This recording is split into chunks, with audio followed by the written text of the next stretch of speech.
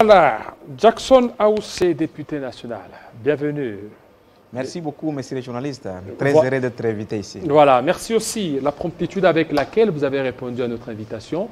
Alors, il y a eu la tension au début de la semaine entre la RDC et le Rwanda. Et vous aviez adressé une question orale avec débat au ministre de la Défense pour qu'il vienne s'expliquer. Alors, vous, comment avez-vous appris cette nouvelle?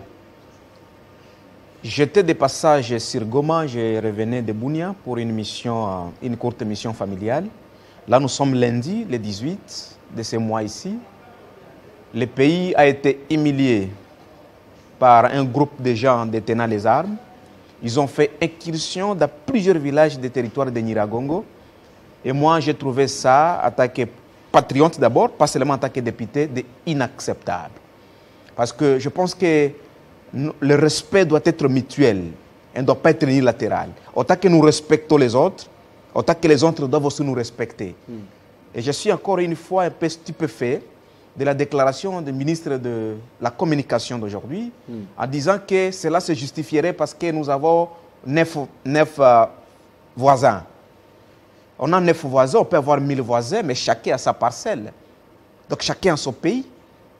Et moi, je continue à alerter, je continue à dire que le peuple congolais a besoin des explications de la part de l'exécutif. L'explication que venait donner le ministre de la Défense, elle n'est pas suffisante. Mais alors, les explications données par l'ambassadeur Karega, il a parlé, il dit que non, il y a eu des incompréhensions et puis c'était résolu vite là. Karenga, c'est son droit de parler. Ce n'est pas suffisant aussi ce que l'ambassadeur... C'est son droit de parler et nous ne sommes pas liés de la parole des diplomates, de la parole d'un ambassadeur. Nous sommes un pays, nous sommes un État, nous avons des institutions qui sont responsables, qui ont les devoirs de la redevabilité à son peuple. C'est pour cette raison que j'ai mis en mouvement une question d'actualité, conformément à la Constitution, conformément à notre règlement intérieur.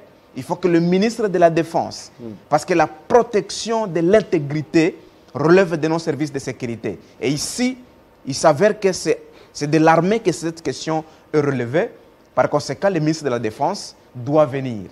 Parce que le peuple congolais a besoin des explications de ce qui s'est passé. Qui sont venus le 18 octobre agresser, menacer la quiétude dans le village de Nyiragongo.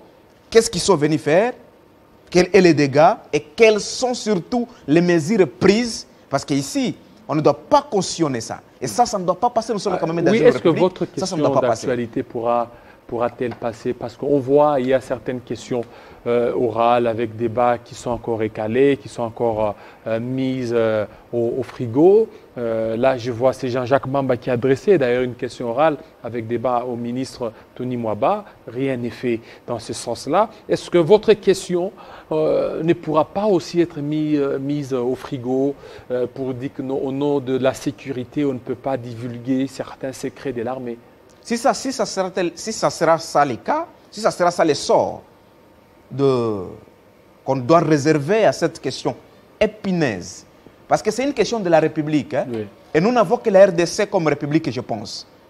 Que ce soit pour moi, que ce soit pour le bureau de l'Assemblée nationale, que ce soit pour les ministres, nous n'avons que la République démocratique du Congo. On ne peut pas accepter en un seul instant qu'un groupe déjà, voisin soit-il, puisse se permettre des choses. Parce que je ne pense pas que le contraire serait possible. Si c'était nous, c'était notre armée qui se serait hasardée d'entrer sur 1 mètre de notre territoire, moi je pense que le monde entier serait mobilisé sur notre dos. Et je prendrais alors dans ce cas-là la communauté nationale et internationale que ici nous sommes dans une situation où nous voulons donner des chèques à blanc aux 2 ordres sur notre territoire. C'est pour cette raison que je ne suis pas encore à ce niveau-là. Alors qu'est-ce qui explique selon vous, parce que vous êtes député, un peu le laxisme de l'État congolais ne réagit pas. Hein? Donc il n'y a pas cette promptitude-là de pouvoir réagir et puis condamner. Il n'y a pas un communiqué qui va dans ce sens-là. Nous les condamnons aussi. Oui. Le fait de ne pas condamner, mais nous les condamnons. Nous les condamnons, nous disons que ça ne doit pas continuer comme ça. C'est inacceptable. On peut aussi les lier parce que c'est toujours pareil.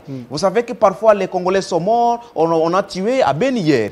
Hier à Ben on a tué. à Beni. Avant-hier, on a tué Alona. Aucun communiqué de condoléances, tout. On attendait aussi peut-être les communiqués des députés. Vous devez faire aussi un communiqué dans ce sens. Vous non plus, vous n'avez rien fait. Est-ce que nous, on ne fait pas de communiqué? Je ne sais pas, parce que nous... Vous auriez dû faire aussi un communiqué, dit que non, les députés condamnent l'attaque qui a eu lieu entre les FARDC ainsi que les forces rwandaises. Mais jusque-là, aucun communiqué. Est-ce qu'initier une action parlementaire n'est pas plus important qu'un simple communiqué? Parce que tout de suite que la chose s'est passée le lundi, le mardi, on a introduit. On a introduit, n'est-ce pas, une question d'actualité. Oui, mais moi, je pense que ça, c'est plus important que les communiqués. Et aussi pour d'autres questions, au niveau de la plénière, parce que nous sommes députés. On ne doit pas toujours aller sur des plateaux, dans des radios. Nous, on a un cadre de travail. Et notre cadre de travail s'appelle le Parlement. Au moins que vous nous disiez que non, le Parlement n'a pas son sens d'être et par conséquent, chercher notre cadre de travail. Nous devons travailler dans les cadres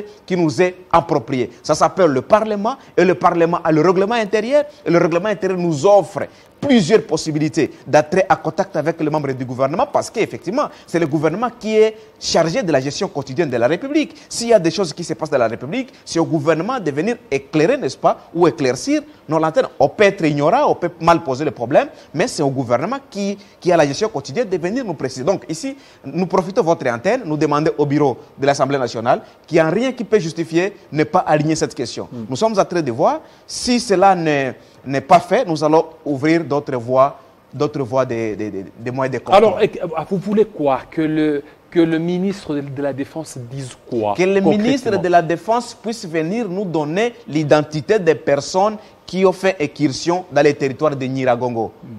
Jusqu'à présent, nous ne sommes pas encore fixés cette question. Donc c'est flou. Parce qu'au même moment, l'ambassadeur de Rwanda ici est en train de réquiser. Lui dit ne pas reconnaître la présence d'armées rwandaises sur notre sol. Mais il y avait quand même un groupe de gens détenant les armes sur notre sol.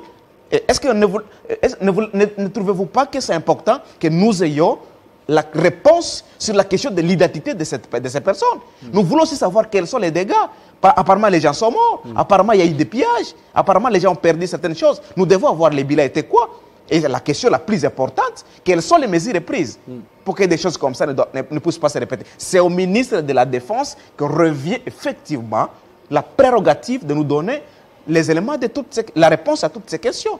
Donc moi, je pense qu'étant donné que les questions restent encore valables, si la question d'actualité que j'ai déposée ne suffit pas, je ne recule pas, je vais avancer. Qu'est-ce que vous allez faire? Le règlement intérieur répond à cette question-là. Le règlement intérieur nous donne plusieurs autres moyens sur lesquels nous pouvons répondre. Parce que ici, c'est le Congo. Nous ne parlons pas ici d'une couleur politique. C'est la République démocratique du Congo. C'est le patrimoine, c'est l'unique patrimoine qui nous est commun. Et donc, chacun doit se mettre pour sa sauvegarde. Voilà, chacun doit se mettre pour sa sauvegarde. Vous venez aussi de votre base, votre fief là, l'état des sièges tel que décrété là-bas, ça promet. L'état des sièges, c'est un cadre de travail. L'état des sièges, c'est un régime exceptionnel. Ça promet quand même depuis que... Ça, c'est déjà la 10e prorogation, hein.